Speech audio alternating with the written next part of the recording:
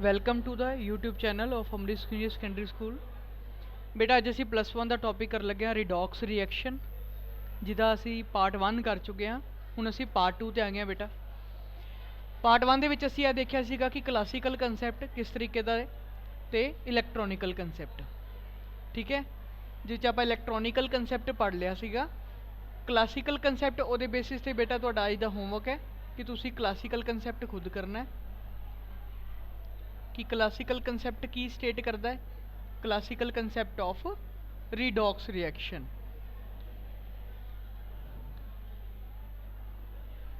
ठीक है बेटा, यह थोड़ा समझ लो अज का टॉपिक है जोड़ा तुसी खुद होमवर्क के तौर पर करना है। मैं तुहानू बेटा अगे दसन लगा कि रिडॉक्स रिएक्शन किन्ने तरह का है, उहदियां टाइप्स की है मतलब। ठीक है, साडा अज का टॉपिक आ जाएगा जिहदे अंदर असी करांगे types of redox reaction. Last time असी जिंक ते कोपर दी या सोडियम ते क्लोराइड दी इस तरह दी एग्जाम्पल्स कुछ कीतियां सीगियां जिहदे च आपां रिडॉक्स रिएक्शन नूं पढ़िया। ठीक है, सो असी इहदे बेसिस ते कर लगे कि साडे कोल रिडॉक्स रिएक्शन जिहड़ा है वो दो तरह का हुंदा है। दो टाइप्स आउणगे इहदे अंदर, two types of redox reactions are there. Number 1, सब तो पहले नंबर पे आ जाएगा बेटा साढ़े को direct redox reaction, direct redox reaction. तो नंबर 2 बेटा आ जाएगा साढ़े को इनडायरैक्ट रिडॉक्स रिएक्शन। ठीक है बेटा, डायरैक्ट ते इनडायरैक्ट असी दो टाइप्स से रिडॉक्स रिएक्शंस नू स्टडी करना है। सब तो पहले करते हैं असी गल डायरैक्ट बारे। डायरैक्ट रिडॉक्स रिएक्शन केड़ा है?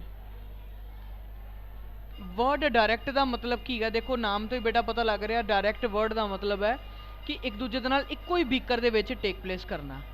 अगर असी ऑक्सीडेशन एक इस तरह का रिएक्शन कर रहे हैं, एक इस तरह का प्रोसीजर कर रहे हैं आपां कि oxidation and reduction both are take place in one beaker. ये बड़ी इंपॉर्टेंट चीज़ है कि बेटा इक्को ही बीकर दे विच अगर ऑक्सीडेशन हो रही है तो उस ही बीकर दे विच अगर रिडक्शन भी हो रही है। ठीक है, oxidation and reduction both are take place in one beaker only, such kind of reaction is called our direct reaction और डायरेक्ट रिडॉक्स रिएक्शन। ठीक है, दूसरे नंबर पे आ जाएगा साढ़े को इनडायरैक्ट वाला, इनडायरैक्ट रिडॉक्स रिएक्शन। सो इनडायरैक्ट की मतलब हो गया हुण असीं की किया कि अगर ऑक्सीडेशन ते रिडक्शन दोनों की टेक प्लेस करते हैं एक ही बीकर के अंदर हो रही ने, फिर असीं उन्होंने नाम देता डायरैक्ट रिडॉक्स रिएक्शन। अगर दोनों अलग अलग बीकर च हुंदियां होण फिर उहदे केस च की हो जाएगा, वो बन जाएगा साडा इनडायरैक्ट रिडॉक्स रिएक्शन कि अगर oxidation and reduction both takes place in separate beaker। अगर दोनों सेपरेट बीकर्स च टेक प्लेस कर रही ने then such kind of reaction is called indirect redox reaction. ठीक है बेटे, एग्जाम्पल दोनों के विच सेम ही चल सकती है क्योंकि डायरैक्ट भी कर सकते हैं तो इनडायरैक्ट भी वही एग्जाम्पल्स टेक प्लेस कर सकते हैं। जिवें तुसीं सोडियम ते क्लोराइड की ले लो, जिंक ते कॉपर की ले लो, कॉपर ते सिल्वर की ले लो, एलूमीनियम ते नाइट्राइड की ले लो। ठीक है, बड़े सारे इस तरह के मटीरियल्स ने जोड़े डायरैक्ट भी टेक प्लेस करते हैं तो इनडायरैक्ट दोनों कर सकते हैं। यह सारा कुछ साढ़े ते डिपेंड करता है कि असीं किस तरह दी कंडीशनस नूं रख रहे हैं। हुण असीं बेटा जी असीं इहदे च कर लगे हैं डिटेलिंग दे विच साडा डायरैक्ट वाला। असीं डायरैक्ट की गल करनी है, इनडायरैक्ट भी उहदे वर्गा बिल्कुल सेम है। डायरैक्ट रिडॉक्स रिएक्शन दे विच की होएगा हुण साडे कोल असीं इस तरह करते हैं, एक एग्जाम्पल लैके चलते हैं। असीं जिंक ते कॉपर की एक एग्जाम्पल कंसिडर करते हैं। सपोज कर लो मैं तुहाडे कोल एक बीकर लै रहा, मैं की करता एक बीकर लै लेना, लैट इट बी साढ़े को एक बीकर है जिसके अंदर असीं की कर रहे हैं एक जिंक की रॉड डिप कर देने किस सोल्यूशन च, जिंक की एक इलैक्ट्रोड ले ली है, किस सोल्यूशन च लीती है कॉपर सल्फेट। ਅਸੀਂ ਕੋਪਰ ਸਲਫੇਟ ਸੋਲੂਸ਼ਨ ਲਿੱਤਾ ਬੀਕਰ ਦੇ ਵਿੱਚ ਤੇ ਉਹਦੇ ਵਿੱਚ ਲਗਾਤਾਰ ਕੀ ਪ੍ਰੈਜ਼ੈਂਟ ਹੋਣਗੇ ਮੂਵ ਕਰਦੇ ਹੋਏ ਜ਼ਿੰਕ ਸੌਰੀ ਕੋਪਰ ਆਇਨਸ ਤੇ ਸਲਫੇਟ ਆਇਨਸ। ਇਹ ਸਾਡੀ ਜ਼ਿੰਕ ਦੀ ਰੋਡ ਹੈ, ਇਹਦੇ ਚ copper sulphate ions, copper sulphate ion ਦਾ ਬਲੂ ਕਲਰ ਹੁੰਦਾ ਹੈ, ਯਾਦ ਰੱਖ ਲਓ ਕੋਪਰ ਸਲਫੇਟ ਆਇਨ ਦਾ ਕੀ ਹੁੰਦਾ ਹੈ, ਬਲੂ ਕਲਰ ਹੁੰਦਾ ਹੈ। ਇਹ ਬਲੂ ਕਲਰ ਜਿਹੜਾ ਹੁੰਦਾ ਹੈ ਇਹ ਕਿਹਦੇ ਕਰਕੇ ਹੁੰਦਾ ਹੈ, ਕੋਪਰ ਆਇਨਸ ਕਰਕੇ ਹੁੰਦਾ ਹੈ। ਠੀਕ ਹੈ, ਇਹ ਜਿਹੜਾ ਕਲਰ ਹੈ, ਕਲਰ ਆਉਣ ਦਾ ਕਾਰਨ ਕੌਣ ਹੈ, ਕੋਪਰ ਆਇਨਸ। ਠੀਕ ਹੈ, ਇਹ ਕੋਪਰ ਆਇਨਸ ਦਾ ਬਲੂ ਕਲਰ ਹੈ, ਜਿਸ ਕਰਕੇ ਕੋਪਰ ਸਲਫੇਟ ਸੋਲੂਸ਼ਨ ਜਿਹੜਾ ਹੁੰਦਾ ਹੈ ਸਾਡੇ ਕੋਲ ਬਲੂ ਕਲਰ ਦਾ ਦਿਖਦਾ ਹੈ। ਜਦੋਂ ਅਸੀਂ ਇਹ ਜ਼ਿੰਕ ਦੀ ਰੋਡ ਨੂੰ ਇਹਦੇ 'ਚ ਡਿਪ ਕਰਨਾ ਹੈ, ਸਾਡੇ ਕੋਲ 4-5 ਅਸੀਂ ਆਬਜ਼ਰਵੇਸ਼ਨਸ ਕਰਾਂਗੇ। ਸਭ ਤੋਂ ਪਹਿਲੇ ਕੀ ਅਸੀਂ ਆਬਜ਼ਰਵ ਕਰਾਂਗੇ, ਠੀਕ ਹੈ, ਆਬਜ਼ਰਵੇਸ਼ਨਸ ਦੇ ਵਿੱਚ ਸਭ ਤੋਂ ਪਹਿਲੇ ਨੰਬਰ 'ਤੇ ਅਸੀਂ ਕੀ ਆਬਜ਼ਰਵ ਕਰਾਂਗੇ। ਸਭ ਤੋਂ ਪਹਿਲੇ ਸਾਡੇ ਕੋਲ ਆ ਜਾਏਗਾ ਕਿ ਜਦੋਂ ਅਸੀਂ ਜ਼ਿੰਕ ਰੋਡ ਨੂੰ ਡਿਪ ਕਰਨਾ ਹੈ, ਜਿਹੜੀ ਜ਼ਿੰਕ ਰੋਡ ਹੈ ਉਹ ਕੀ ਹੋਣੀ ਸ਼ੁਰੂ ਹੋ ਜਾਏਗੀ, ਸਟਾਰਟਸ ਬਿਕਮਿੰਗ ਥਿਨ। ਜ਼ਿੰਕ ਦੀ ਰੋਡ ਨੇ ਜਦੋਂ ਅਸੀਂ ਉਹਨੂੰ ਕੋਪਰ ਸਲਫੇਟ ਸੋਲੂਸ਼ਨ 'ਚ ਪਾਣਾ ਹੈ, ਜ਼ਿੰਕ ਦੀ ਰੋਡ ਨੇ ਹੌਲੀ ਹੌਲੀ ਪਤਲਾ ਹੁੰਦੇ ਜਾਣਾ। ਜੋ ਜੋ ਟਾਈਮ ਬੀਤਦਾ ਜਾਏਗਾ, ਰਿਐਕਸ਼ਨ ਚੱਲਦਾ ਜਾਏਗਾ, ਜ਼ਿੰਕ ਦੀ ਰੋਡ ਪਤਲੀ ਹੁੰਦੀ ਜਾਏਗੀ। ਠੀਕ ਹੈ, ਹੁਣ ਇਹਦੇ ਵਿੱਚ ਰੀਜ਼ਨ ਕੀ ਨਾਲ ਰੀਜ਼ਨ ਵੀ ਦੇਖੀ ਜਾਂਦੇ ਅਸੀਂ। ਰੀਜ਼ਨ ਕੀ ਹੈ ਕਿ ਜ਼ਿੰਕ ਨੇ ਕੀ ਕਰਨਾ ਹੈ, ਕਿਉਂਕਿ ਜ਼ਿੰਕ ਸੋਲਿਡ ਸਟੇਟ ਵਿੱਚ ਹੈ ਇਸ ਟਾਈਮ ਇਲੈਕਟ੍ਰੋਡ ਫਾਰਮ 'ਚ। ਜ਼ਿੰਕ ਨੇ ਕੀ ਕਰਨਾ ਹੈ, ਆਪਣੇ 'ਚੋਂ ਲੂਜ਼ ਕਰਨੇ ਨੇ 2-2 ਇਲੈਕਟ੍ਰੋਨਸ ਤੇ ਕਨਵਰਟ ਕਰ ਲੈਣਾ ਆਪਣੇ ਆਪ ਨੂੰ ਐਕੁਅਸ ਫਾਰਮ ਦੇ ਵਿੱਚ, ਮਤਲਬ ਕੀ ਬਣ ਜਾਣਾ Zn+2 ਆਇਨ। ਠੀਕ ਹੈ, ਸੋ ਹੋਇਆ ਕਿ ਜ਼ਿੰਕ ਆਪਣੇ 'ਚੋਂ 2-2 ਇਲੈਕਟ੍ਰੋਨਸ ਬਾਹਰ ਕੱਢ ਰਿਹਾ ਤੇ ਕੀ ਬਣ ਰਿਹਾ, ਉਹ ਬਣ ਰਿਹਾ ਜ਼ਿੰਕ ਆਇਨ। ਠੀਕ ਹੈ, ਹੁਣ ਇਹਨਾਂ ਇਲੈਕਟ੍ਰੋਨਸ ਨੂੰ ਬਾਰ-ਬਾਰ ਕੱਢਣ ਤੇ ਜ਼ਿੰਕ ਆਇਨਸ ਨੂੰ ਬਾਰ-ਬਾਰ ਆਪਣੇ ਆਪ 'ਚੋਂ ਕੱਢਣ ਤੇ ਲਗਾਤਾਰ ਉਹਦੀ ਜਿਹੜੀ ਵੈਲਿਊ ਹੈ, ਜਿਹੜੀ ਉਹਦੀ ਕੌਨਸਨਟ੍ਰੇਸ਼ਨ ਹੈ, ਸਟਰੈਂਥ ਜਿਹੜੀ ਹੋਏਗੀ ਉਹ ਡਿਕਰੀਜ਼ ਹੁੰਦੀ ਜਾਏਗੀ। ਸੋ ਸੈਕਿੰਡ ਪੁਆਇੰਟ ਸਾਡਾ ਇਹੀ ਆ ਗਿਆ ਕਿ ਜਿਹੜੀ ਕੌਨਸਨਟ੍ਰੇਸ਼ਨ ਆਫ ਜ਼ਿੰਕ ਹੈ ਉਹ ਕੀ ਹੁੰਦੀ ਜਾਏਗੀ, ਡਿਕਰੀਜ਼ ਹੁੰਦੀ ਜਾਏਗੀ।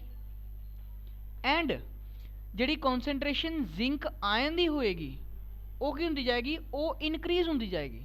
ਠੀਕ ਹੈ, ਕੌਨਸਨਟ੍ਰੇਸ਼ਨ ਜ਼ਿੰਕ ਦੀ ਘਟਣੀ ਹੈ, ਜ਼ਿੰਕ ਆਇਨ ਦੀ ਵਧਣੀ ਹੈ। ਠੀਕ ਹੈ, ਕਿਉਂਕਿ ਇਹ ਚੀਜ਼ ਲਗਾਤਾਰ ਵਿੱਚ ਕਨਵਰਟ ਹੋ ਰਹੀ ਹੈ। ਥਰਡ ਪੁਆਇੰਟ ਦੇ ਵਿੱਚ ਕੀ ਆਏਗਾ ਕਿ ਜਦੋਂ ਇਹ ਇਲੈਕਟ੍ਰੋਨਸ ਜ਼ਿੰਕ ਨੇ ਆਪਣੇ ਚੋਂ ਲੂਜ਼ ਕਰਨੇ ਨੇ, ਇਹ ਕਿੱਥੇ ਜਾਣੇ ਨੇ, ਇਹ ਜਾਣੇ ਨੇ ਸਾਡੇ ਕੋਲ ਕੋਪਰ ਬੀਕਰ ਦੇ ਵਿੱਚ। ਠੀਕ ਹੈ, ਮਤਲਬ ਇਸ ਬੀਕਰ ਦੇ ਵਿੱਚ ਕੋਪਰ ਆਇਨ ਜਿਹੜੇ ਹੈਗੇ ਨੇ, ਇਹ ਕੋਪਰ ਆਇਨਸ ਨੇ ਕੈਚ ਕਰਨੇ ਨੇ। ਕੋਪਰ ਆਇਨਸ ਨੇ ਇਹ ਵਾਲੇ ਇਲੈਕਟ੍ਰੋਨ ਪਕੜ ਲੈਣੇ ਨੇ ਜਿਹੜੇ ਜ਼ਿੰਕ ਨੇ ਲੂਜ਼ ਕੀਤੇ ਤੇ ਕਿਹਦੇ 'ਚ ਕਨਵਰਟ ਹੋ ਜਾਣਾ, ਕੋਪਰ ਸੋਲਿਡ ਦੇ ਵਿੱਚ। ਠੀਕ ਹੈ, ਸੋ ਇਹ ਕੀ ਹੋ ਗਿਆ, ਇਹ ਉਲਟ ਕੰਮ ਕਰ ਗਿਆ ਉਹਦੇ ਨਾਲੋਂ ਕਿ ਇਹਦੇ ਕੇਸ 'ਚ ਕੀ ਹੋਇਆ ਕਿ ਕੋਪਰ ਐਕੁਅਸ ਫਾਰਮ 'ਚ ਜਿਹੜਾ ਸੀਗਾ ਉਹ ਕੋਪਰ ਸੋਲਿਡ ਬਣ ਗਿਆ।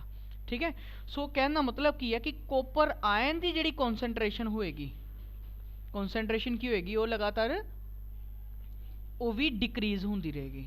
ਠੀਕ ਹੈ, ਤੇ ਲਗਾਤਾਰ ਕੋਪਰ ਦੀ ਕੌਨਸਨਟ੍ਰੇਸ਼ਨ ਕੀ ਹੋਏਗੀ, ਉਹ ਇਨਕਰੀਜ਼ ਹੁੰਦੀ ਜਾਏਗੀ। ਠੀਕ ਹੈ, ਨਾਰਮਲੀ ਸਾਡੇ ਕੋਲ ਰਿਐਕਸ਼ਨ 'ਚ ਦੋ ਚੀਜ਼ਾਂ ਹੋ ਰਹੀਆਂ ਨੇ, ਤੁਸੀਂ ਦੇਖੋ ਧਿਆਨ ਨਾਲ ਕਿ ਇੱਕ ਚੀਜ਼ ਆਪਣੇ ਜੋ ਇਲੈਕਟ੍ਰੋਨ ਲੂਜ਼ ਕਰ ਰਹੀ ਹੈ, ਇੱਕ ਚੀਜ਼ ਇਲੈਕਟ੍ਰੋਨ ਗੇਨ ਕਰ ਰਹੀ ਹੈ।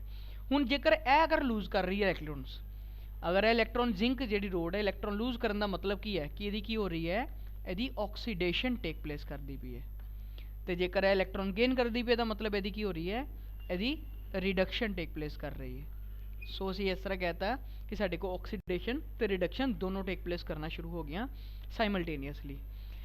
ਇਸ ਤੋਂ ਬਾਅਦ ਅਸੀਂ ਕੀ ਨੋਟ ਕਰਾਂਗੇ, ਤੀਸਰਾ ਪੁਆਇੰਟ ਸਾਡਾ ਫੋਰਥ ਪੁਆਇੰਟ ਆ ਜਾਏਗਾ, ਸੌਰੀ ਫੋਰਥ ਪੁਆਇੰਟ ਦੇ ਵਿੱਚ ਕੀ ਨੋਟ ਕਰਾਂਗੇ ਅਸੀਂ ਕਿ ਕਿਉਂਕਿ ਅਸੀਂ ਕਿਹਾ ਸੀਗਾ ਕਿ ਕੋਪਰ ਆਇਨਸ ਦੇ ਕਰਕੇ ਬਲੂ ਕਲਰ ਹੁੰਦਾ। ਕੋਪਰ ਆਇਨਸ ਦਾ ਕੀ ਹੁੰਦਾ ਹੈ, ਕੋਈ ਸਾਡੇ ਕੋਲ ਸੋਲੂਸ਼ਨ ਜਿਹੜਾ ਹੈ ਕੋਪਰ ਦਾ ਸਲਫੇਟ ਵਾਲੇ ਨਾਲ, ਕੋਪਰ ਆਇਨਸ ਦਾ ਬਲੂ ਕਲਰ ਹੁੰਦਾ। क्योंकि मैं ਤੁਹਾਨੂੰ ਕਿਹਾ कि कॉपर आयन की कॉन्सेंट्रेशन की हो रही है, कॉपर आयन की कॉन्सेंट्रेशन डिक्रीज होती पई है। सो डिक्रीज होने के कारण ਜਿਹੜਾ ਇਹ ब्लू कलर होएगा, blue colour of copper sulphate solution की ਹੁੰਦਾ जाएगा, वो स्टार्ट्स फेडिंग, वो फिक्का पैना शुरू हो जाएगा। ਜਦੋਂ ਜਦੋਂ रिएक्शन चलता जाएगा ਇਹ कलर ने फेड होंदे जाना है। ठीक है, फिक्का पैंदे जाना है। लास्ट है ओवरऑल होया कि जिंक ने रिडॉक्स रिएक्शन लिखन लगे बेटा कि जिंक ने की किया, अपने चो 2 इलैक्ट्रॉन्स लूज किए, जिंक आयन बन गया। यही 2 इलैक्ट्रॉन्स की किए, कॉपर आयनस ने गेन किए तो कॉपर बन गया। सो 2 इलैक्ट्रॉन्स ना 2 इलैक्ट्रॉन कट हो गए तो की बनया, zinc plus copper plus 2 becomes Zn+2 plus copper. So तुसी ध्यान नाल देखो इधर होर की रहा कि जिंक पहले सॉलिड सीगा बट बाद चो जिंक एक्वस बन गया। उस टाइम तो कॉपर साढ़े को की सीगा, एक्वस सीगा, ते बाद विच वो सॉलिड बन गया। सो ए वाला कॉपर पहले जिहड़ा है एक्वस फॉर्म च सीगा, ਇਹ ਹੁਣ ਬਾਅਦ ਵਿੱਚ ਸੋਲਿਡ ਫਾਰਮ ਚ ਆਣਾ ਸ਼ੁਰੂ ਹੋਏਗਾ, ਜਿਸ ਕਰਕੇ ਇਹ ਸਟਾਰਟ ਕੀ ਕਰੇਗਾ, डिपॉजिट करना शुरू करेगा, ਇਹ ਨੀਚੇ ਬੇਸ ਤੇ ਬੈਠਣਾ ਸ਼ੁਰੂ ਹੋ ਜਾਏਗਾ। ਠੀਕ ਹੈ, ਡਿਊ ਟੂ ਦਿਸ ਰਿਐਕਸ਼ਨ ਸਾਡੇ ਕੋਲ ਰਿਐਕਸ਼ਨ ਦੇ ਵਿੱਚ ਕੀ ਹੋਏਗੀ, ਹੀਟ એનર્ਜੀ ਇਨਵੋਲਵ ਹੋਏਗੀ। ਠੀਕ ਹੈ, ਇਸ ਰਿਐਕਸ਼ਨ ਚ ਕੀ ਹੋਣਾ ਸਾਡੇ ਕੋਲ, ਜਿਹੜੀ ਕੈਮੀਕਲ એનર્ਜੀ ਹੈ, ਓਵਰਆਲ ਹੋਇਆ ਕਿ chemical energy gets converted into heat energy.